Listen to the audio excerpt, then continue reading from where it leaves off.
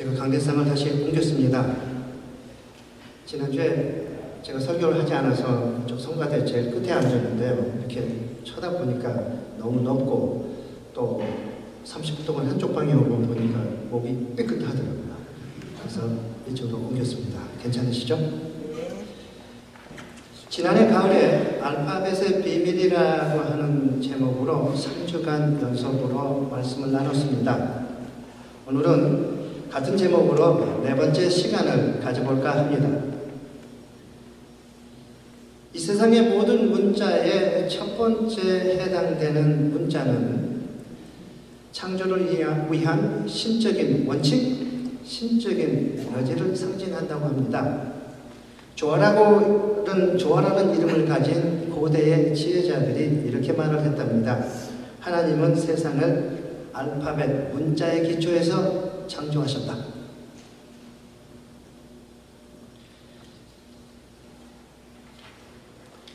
이거 좀 봐주십시오. 스크린이 없으니까 제가 이렇게 만들어 왔습니다.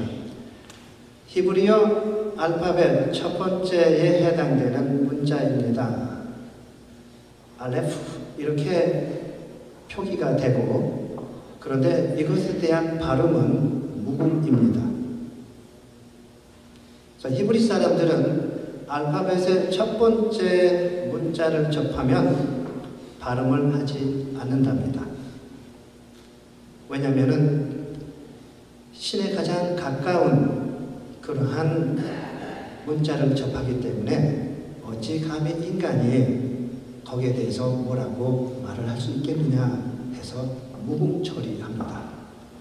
굳이 발음을 한다면 숨소리 정도랍니다. 그래서 이 알레프라고 하는 첫 번째 히브리 문자는 어떻게 발음한다고요?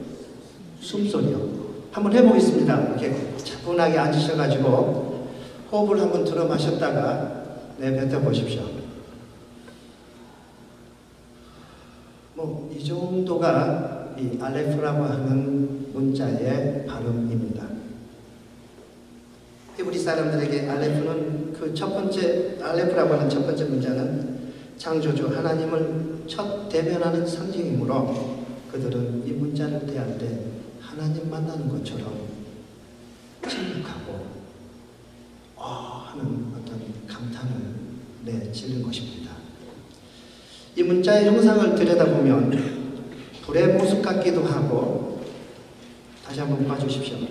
불의 모습 같기도 하고 물의 모습 같기도 하고 천지가 갈라져 있는 어떤 태고 쪽의 모습을 하고 있다, 이런 제 나름대로의 상상을 해보았습니다. 그래서 히브리 사람들은 알파벳의 두 번째 문자에 해당되는 베스라는 이 문자부터 발음을 하기 시작하는데, 이 발음 기호로 따지면 B하고 V가 동시에 발음되는 문자입니다.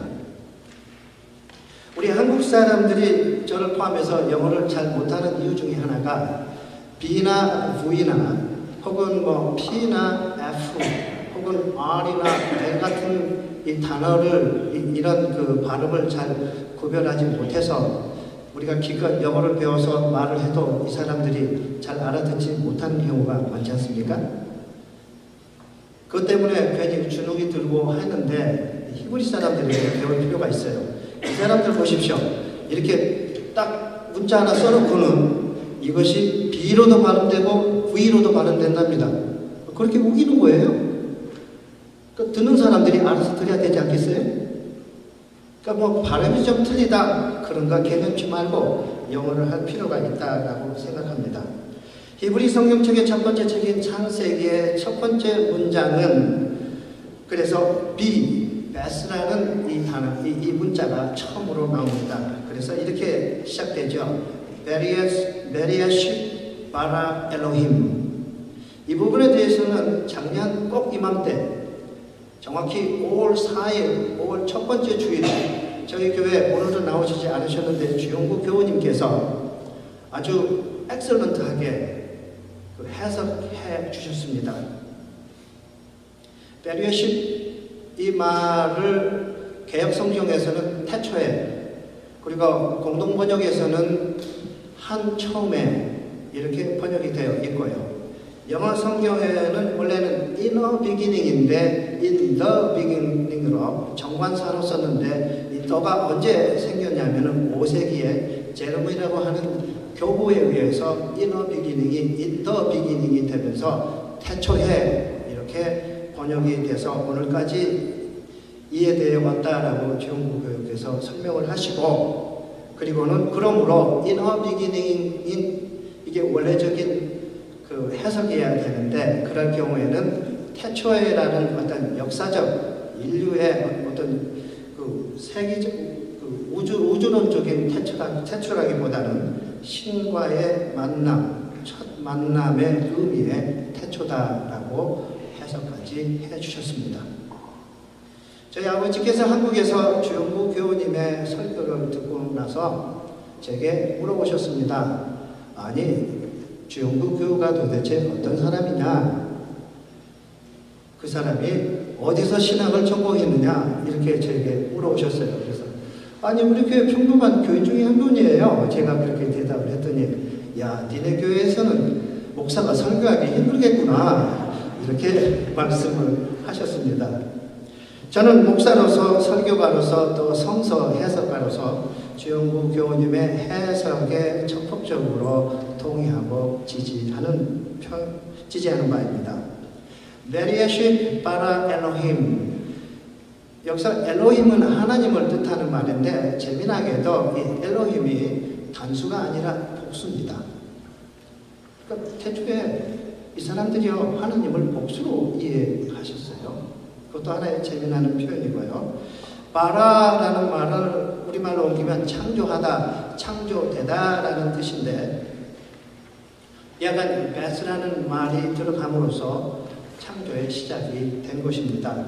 영어에서도 be라는 문자, 특히 비동사는 존재 그 자체를 의미합니다. 제가 학교를 다닐 때 소위 조기 교육이라는 것이 없어서 중학교 1학년에 들어가서 영어 알파벳을 처음으로 배우기 시작했습니다. ABCD를 그때부터 쓰기 시작했는데, 어떤 분이 이런 말씀을 하셨습니다. 중학교 1학년이면 13살 정도 나이밖에 되지 않은데, 언어를 배우는 나이로는 그 나이가 환갑 정도 나이랍니다. 언어는 조기 교육이 그러므로 필요한 것이죠. 그러니까 환갑 정도 나이에 새로운 언어를 배운다는 건 너무 늦었다, 이렇게 표현될 수도 있거든요. 그러니까 아무리 혓바닥에 바다를 쳐발라도 이게 발음이 제대로 안 되는 거죠.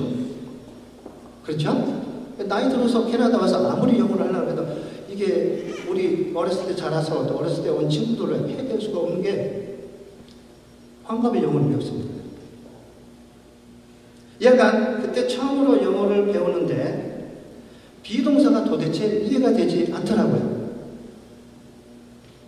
비동사는 원형동사라서 거기에는 현재형이 있고 과거형이 있고 미래형이 있고 뭡니까, 또 무슨 1인칭, 2인칭, 3인칭, 복수 다 다르잖아요.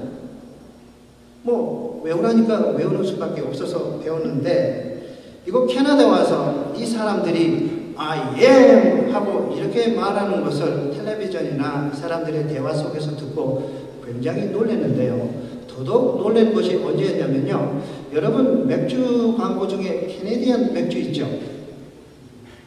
제가 가져왔습니다. 어제 SBO에 가서 일부러 사왔는데, 이 캐네디언 이 광고를 하면서 I am Canadian 이렇게 광고하죠.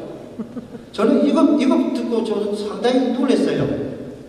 아니, I am 이 표현은요, 떨기나무 타오르는 떨기나무에서 이거 내려놓고 하겠습니다. 타오르는 떨기나무에서 하나님께서 나타나셔서 모세에게 자기의 정체성을 드러낼 때 하신 표현이 I am who I am 라는 나타나는 표현인데, 이 친구들은 맥주 선전하면서도 I am 하고 아주 당당하게 자기 자신을 이렇게 표현하는 것을 보고 놀라기도 하고 참 멋있다 라는 생각을 캐나다에 제가 20년 전에 처음 와서 느꼈던 적이 있습니다. 한국 문화 속에서는 겸양의 미덕이라는 것 때문에 저는 혹은 제가 이렇게 주로 말을 하고, 나는 그러면 좀 건방지다고 하더라고요. 소위는 또 그런데 여러분이 잘 아시는 그 50의 전두환 대통령은 꼭 앞에서 훌륭하게 말할 때는 본인은 이랬었죠.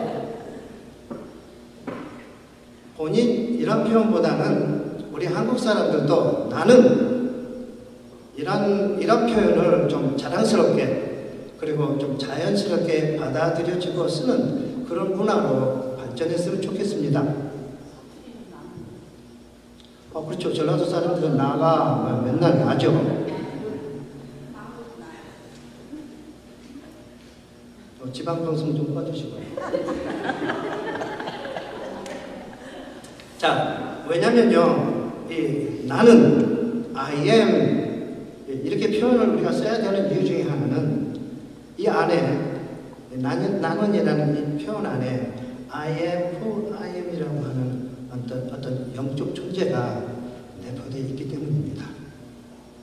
그래서 임마누엘 구원님들은 앞으로 어디서든지 자기 자신을 남에게 드러내실 때 저는 소위는 이렇게 말씀하지 마시고 나는 하고 좀 당당하게 표현하십시오. 세상에 천상천하의 유아 독존인 존재가 우리 각자 들리지 않습니까? 근데 굳이 낮출 필요가 어디 있어요? 내 안에 하나님이 내재해 있는데. 영어에서 시작하다라는 동사 begin도 B로 시작하고요. 또 자식을 낳다라는 beget이라는 이 동사도 B로 시작합니다. 325년에 니케아 정교회에서 만들어진 나이슨 크리드라고 하는 니케아 신조라고 하는 거기에 보면은 예수님을 묘사하는 표현이 나오는데 이렇습니다. The only Son of God, eternally begotten of the Father, God from God, light from the light, true God from true God, begotten, not made. 이런 표현이 있습니다. 여러분, 그 연합교회 그 빨간 흰복 뒷부분에 보면 나이슨 크리드가 좀 길게 나와 있습니다. 참고해 보십시오. 여기서 잠깐 이 문장 안에 begotten 그 beget의 과거 분사형이 2번 반복되거든요. 이 말은 우리 보통 인간들은 창조된 피조물이다 이거죠. made, 만들어졌다 이런 표현인데 예수 그리스도만은 하나님의 DNA를 갖고 태어났다, 맞다는 것이죠. begotten of the Father거든요. 그래서 이때부터 우리 보통 인간하고 예수님이 확연히 구별되는 그런 표현을 쓸 때 이 begotten을 사용한 것입니다. 우리는 전통적으로 인간들은 하나님의 피조물이다라고 배우잖아요. 그렇죠? made, 만들어진 거잖아요. 근데 예수만은 하나님의 피를 갖고 태어났다 해서 begotten을 2번씩이나 강조하고 있습니다. 그때부터 예수는 인간이면서도 결코 인간이 아닌 신의 반열에 공식적으로 올라가게 됩니다. 언제요? 325년에. 누구에 의해서? 종교회의, 니케아 종교회의 때 그런 결정이 내려집니다.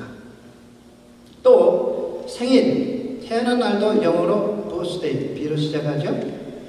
지금 봄이 되었는데 새싹이 터오르는, 새싹이 이렇게 순이 돋아오는 걸 뭐더라고 그러죠? 이 단어도 B로 시작하죠. 꽃이 피는 것, 블라썸도 B로 시작하죠. 또 태어날 때 몸을 가지고 태어나지 않습니까? 이때 body도 B로 시작합니다. 즉 B는 어떤 시작을 알리는 그럴 때 쓰는 알파벳의 2번째 레터라는 것입니다. 히브리 알파벳 첫 번째 문자와 2번째 문자를 결합하면 AB가 됩니다. AB는 Divine Principle에 해당되는 창조의 근원, 창조의 아버지의 뜻도 포함되어 있습니다. 우리가 잘 아는 구약의 아브라함을 일반적으로 만국의 아버지 이렇게 표현하는데 그 아브라함이라고 하는 단어 안에 아버지의 뜻이 있으니까 그렇게 표현하는 것입니다. 어떻게 시작하죠? AB로 시작하지 않습니까? 아브라함 쓸 때요. 그렇기 때문에 그 단어 안에 아버지라는 뜻이 있습니다. 예수께서도 하늘 아버지를 부를 때 아빠라고 불렀죠. 아빠를 한번 잘 영어로 쓰면요, ABBA죠. AB 써놓고 탁 뒤집으면 아빠가 됩니다. 그러니까 아버지 중에 아버지, 하늘 아버지를 예수께서 그렇게 표현한 것입니다. 물론 당시의 지도자들은 하늘 아버지를 아빠라고 친근하게 표현하는 예수를 블라스퍼머, 신성 모독자라고 비난했습니다.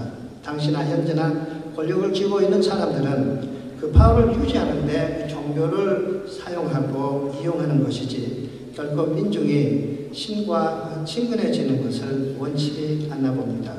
신하고 친근하다라는 표현은 진리를 알아간다, 진실을 알아간다라는 의미입니다. 기독교의 불행은 4세기 콘스탄틴에 의해서 기독교가 제국의 종교가 되면서부터 시작됩니다. 그래서 문자적 맹목적 신앙이 고차가 되고 기독교 주류를 형성하게 되었습니다. 그러면서 형식이나 외형, 겉껍질이 강화되고 본질이 숨어버린 그런 종교로 전락했습니다. 그래서 우리가 성경을 읽어도 무슨 뜻인지 이해가 되지 않으니까 믿어라 라고만 강요받는 경우가 많습니다.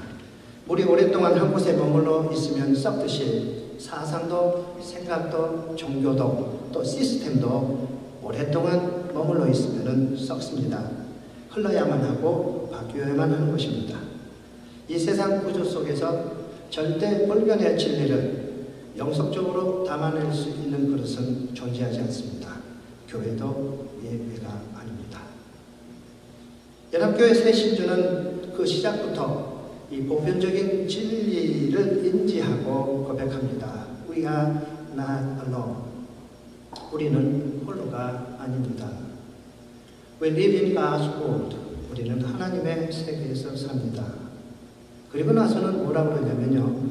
We believe in God. 우리는 하나님을 믿는데 어떤 하나님이냐면 Who has created and is creating 이라고 해서요. 현재 완료형과 현재 진행형을 동시에 쓰고 있습니다. 이런 표현을 우리말로 옮길 때 제대로 표현이 안 되니까 제가 지금 이렇게 말씀드리는 거거든요. 즉 태초부터 지금까지 하나님은 창조해 왔고 지금 이 시간에도 창조하고 계신다는 그런 하나님을 믿는다고 고백합니다. 이 고백이 어떤 신학적인 중요한 패러다임의 변화를 가져오는 그러한 고백입니다. 연합교회는 그러한 고백을, 그러한 패러다임의 변화를 1968년에 교단 차원에서 오래전에 한 것입니다. 그래서 그것을 조직신학을 전공하신 우리 교회 작년에 강사로 오신 홍종수 박사께서 캐치하시고 연합교단을 굉장히 높이 평가했던 것입니다. 태초에 좀 더 정확하게 말하면 처음에 조물주께서 어떤 완벽하게 왁구를 짜놓은 아름다운 세상이 있었는데 태초에 인물인 아담과 이브가 타락을 해서 이 세상이 이렇게 망가졌다라는 것이 정통신학이었는데 하나님은 그때도 창조하시고 지금도 창조하시다라는 개념은 그 당시가 이미 완벽하지 않았다는 것이잖아요. 패러다임이 바뀌는 거라고요. 그래서 중요합니다. 우리가 믿는 하나님은 그때도 창조하시고 지금도 창조의 중심에 계시다라는 이 연합교회의 새 신조의 고백은 우리로 하여금 끊임없이 변화하는 하나님의 운동성, 하나님의 역동성, 하나님의 창조성 속에 동참해서 같이 일하라고 초대하는 그런 인비테이션인 것입니다. 그래서 우리가 사는 세상사 보십시오. 우리도 뭐하고 삽니까? 끊임없이 만들어내고 사는 거 아니겠어요? 우리 어머니들이 뭐 하십니까? 끊임없이 음식 새롭게 만드시지 않으세요? 매일 창조하지 않으면 살 수 없는 게 세상사죠. 사도 바울은 예수를 참으로 이해한 제자라고 봅니다. 왜냐하면 예수처럼 과거의 어떤 종교적 전통이나 어떤 굴레에서 탈피해서 자신의 친구들에게 편지를 쓸 때 하나님을 아빠라고 소개한 인물이 사도 바울이니까요. 오늘 본문인 로마서 8장 15절, 16절 말씀을 우리말 성경과 영어 성경으로 한번 비교해서 제가 읽어보겠습니다. 먼저 개역 성경입니다. 너희는 다시 무서워하는 종의 영을 받지 아니하였고 양자의 영을 받았으므로 아버지라 부르짖느니라. 공동번역입니다. 여러분이 받은 성령은 여러분을 다시 노예로 만들어서 공포에 몰아넣으시는 분이 아니라 여러분을 하나님의 자녀로 만들어 주신 분이십니다. 그래서 우리는 그 성령에 힘입어 하나님을 아빠, 아버지라 부르짖습니다. 영어 성경 NRSV입니다. For you did not receive a spirit of slavery to fall back into fear, but you have received a spirit of adoption, that when we cry, Abba, Father, 이렇게 되어 있습니다. 질문입니다. 여러분의 육신의 아버지가 두려움, 공포의 대상 그런 존재이십니까? 아니면 여러분의 육신의 아버지가 사랑이 충만한 그런 존재로 남아 계십니까? 이제 대답하세요. 질문했습니다. 이우진 씨 어떠십니까? 두 번째. 두 번째. 다른 분들은 어떠세요? 자기 아버님께서 이렇게 두려움의 대상이십니까? 아니면 사랑에 친근한 그런 아버지이십니까? 우리 교인들은 다 두 번째십니까? 첫 번째도 있으세요? 네, 감사합니다. 육신의 아버지가 권위적이고 또 아주 억압적인 그런 가정에서 자란 자녀들은 하늘 아버지도 두려움, 공포의 대상으로 보는 경향이 강합니다. 심리학적으로요. 즉 육신의 아버지의 이미지와 하늘 아버지의 이미지가 이렇게 오버랩된다는 것이죠. 저는 이 시간을 빌어서 제 아버지께 감사의 말씀을 드리고 싶습니다. 상당히 보수적이고 근본적인 신앙을 가지셨는데 자녀들을 대하실 때는 권위적이시지 않고 참 다정다감하시고 또 자녀들에게 한없는 자유를 베풀어 주셨습니다. 그래서 제가 계속 하나님의 말씀을 대할 때 제 생각의 자유를 어렸을 때부터 획득해서인지 자유스럽게 해석하고 말할 수 있게 될 것 같습니다. 그 점을 저는 제 아버지께 감사드립니다. 두 번째 질문입니다. 여러분과 하나님과의 관계가 예수와 하나님과 같은 그런 친밀한 관계, 아빠라고 부를 수 있는 그런 관계입니까? 아니면 순종과 복종을 강조하는 어떤 주종관계, 주인과 노예와 같은 그런 관계입니까? 첫 번째입니까? 두 번째입니까? 첫 번째입니까?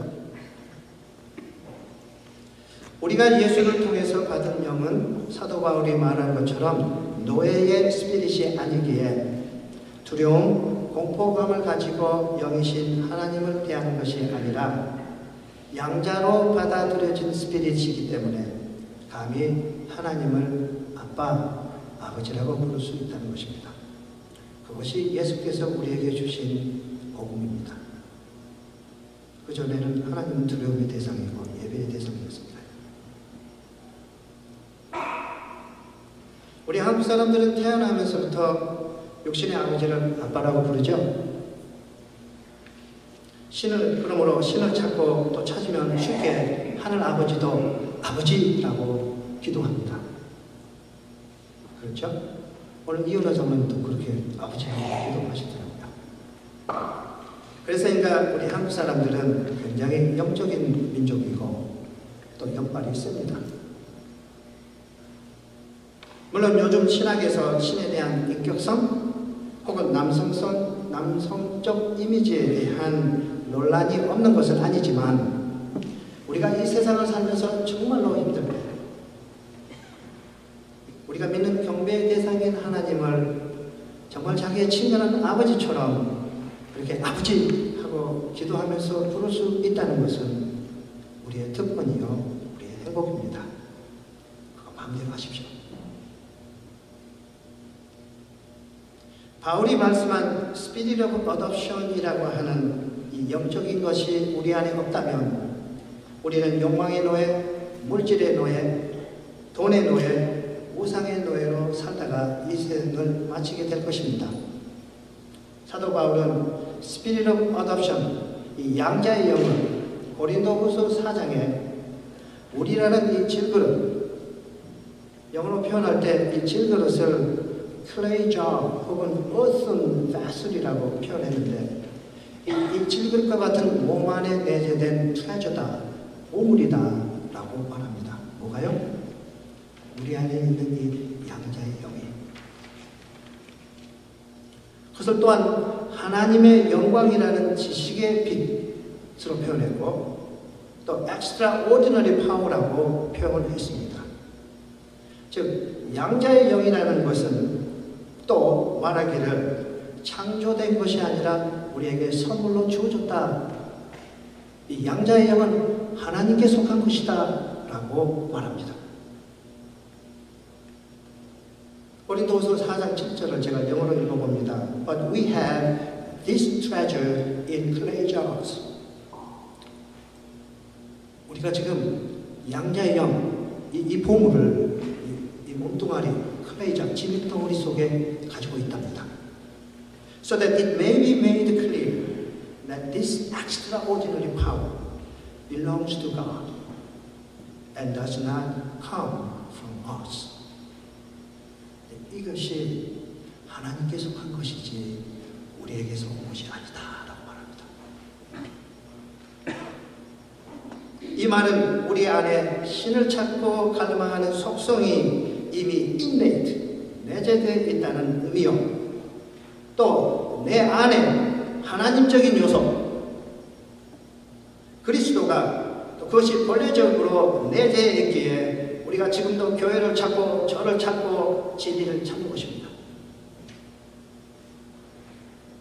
이 양자의 영이 우리를 안에 한 처음부터 내재해 있기에 우리가 감히 그 양자의 영하고 통하는 그런 아버지를 만나면 그런 대상을 만나면 하늘 아버지임에도 불구하고 아버지 하고 기도한다는 것입니다. 그리고 이 보물이 우리를 지속적으로 이 세상에 살면서 하나님의 창조와 하나님의 질서에 동참하게 만드는 원동력이 된다는 것이죠. 이거 있으니까 정의를 부러지는 거죠. 그런데 태어난 이래로 이 섹터 D인 세상 속에 떨어진 존재들이기 때문에 우리는 자주 이 신적인 것, 양자의 영을 망각하고 잃어버릴 때가 많습니다. 그것을 정통신학에서는 fall, 타락이다 라고 표현하는데 나쁘진 않습니다. 문자적으로 믿고 읽고 해석하니까 문제죠. 이렇게 이해하십시오. 타락이 뭐냐 라고 했을 때 이는 어떤 신적인 것과 육적인 것이 결합하면 반드시 타락하게 되겠습니다. 이렇게 이해하십시오. 타락. 하나님적인 것하고 이 몸하고 결합이 되면 타락하게 되어 있다니까요. 즉 시간이 흐르면 이 몸은 늙어가게 되어 있습니다. 오래되면 모든 물질은 낡아지게 되어 있습니다. 그것이 타락 아닙니까? 육적인 것은 무엇이든지 다 그렇습니다. 그러나 영적인 것, 식적인 것, 내 속에 있는 하나님께 속한 것은 나날이 새로워질 수 있습니다. 그래서 사도 바울은 고린도후서 5장 17절에 뭐라고 고백합니까? 그런즉 누구든지 그리스도 안에 있으면 새로운 피조물이라 이전 것은 지나갔으니 보라 새로워진 것도다. 내 안에 있는 이 하나님 것은 영속하니까 계속 젊어질 수 있을 거 아닙니까? 신적인 것이 육적인 것과 결합해야지 비로소 어떤 새로운 것이 탄생됩니다.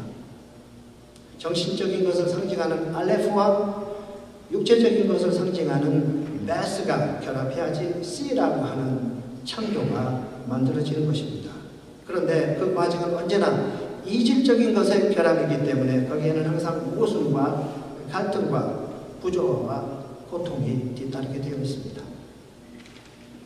그래서 태어난 인생을 불교에서는 고, 어렵다, 힘들다, 그래서 고라고 표현하고, 유교에서는 어지러울 난 이렇게 표현하고, 우리 기독교에서는 죄다 이렇게 표현하는 것입니다.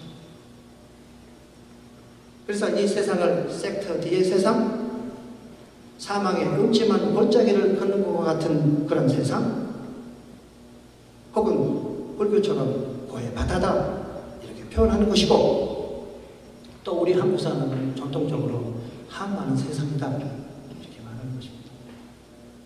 왜요? 이질적인 것의 결합입니다. 사도 바울은 계속해서 이렇게 말씀합니다. We are afflicted in every way, but not crushed.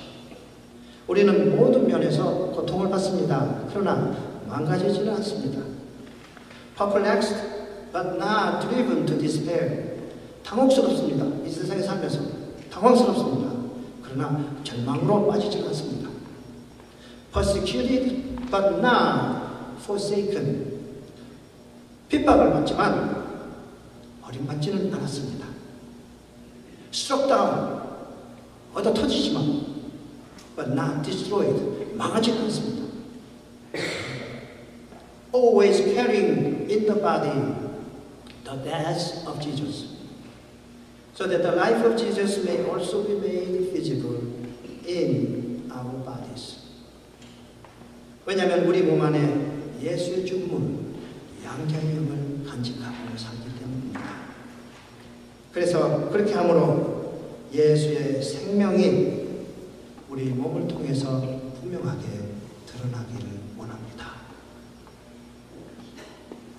신앙이란 우리 몸 안에 있는 양자의 영, 죽음 상태에 있는 예수의 죽음을 깨워서 생명의 영으로 또 예수의 생명으로 우리가 이 몸을 통해서 드러내는 것, 그것이 하나님을 영광스럽게 하는 것이고 우리 신앙인의 자세라고 믿어 보시면 좋겠습니다. 잠시 질문하시겠습니다.